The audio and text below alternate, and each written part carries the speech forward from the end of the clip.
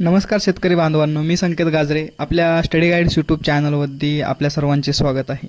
तर शेतकरी बांधवांनो, आज आपण जर महाराष्ट्र वेदर अपडेट्स म्हणजे आपल्या महाराष्ट्राचा हवामान अंदाज पाहणार आहोत.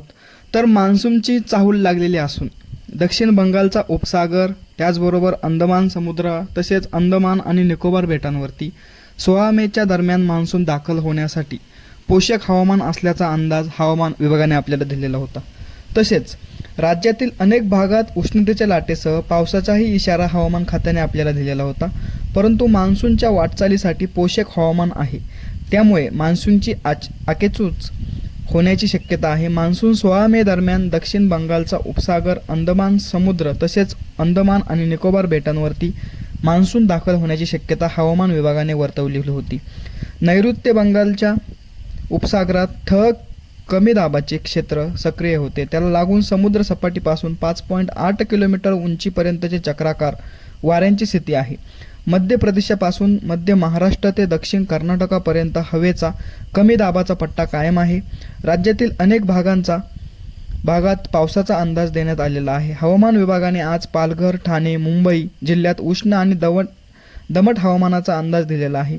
रायगड, रत्नागिरी आणि सिंधुदुर्ग जिल्ह्यात उष्ण आणि दमट हवामानासह वादळी पावसाचा अंदाज दिलेला आहे. रायगड, सिंधुदुर्ग आणि रत्नागिरी जिल्ह्यात पुढील 5 दिवसात पावसाला पोषक हवामान आहे. जळगाव जिल्ह्यात आज उष्णतेच्या लाटेचा इशारा आहे.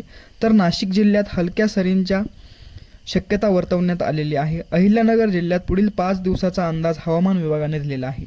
पुणे, सातारा, कोल्हापूर, सातारा जिल्ह्यात 3 दिवस वादळी वाऱ्यासह पावसाची काही भागात शक्यता आहे.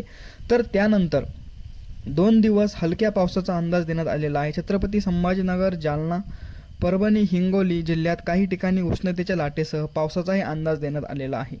तर उद्यापासून 4 दिवस काही ठिकाणी हलक्या पावसाची शक्यता वर्तवण्यात आलेली आहे. धाराशिव, नांदेड, लातूर जिल्ह्यात पुढील 4 दिवस वादळी पावसाची शक्यता वर्तवण्यात आलेली आहे. त्याचबरोबर अकोला येथे देशातील सर्वाधिक तापमानाची नोंद झालेली आहे. अकोला येथे आज 45.9 अंश सेल्सिअस तापमान नोंदले गेलेले आहे.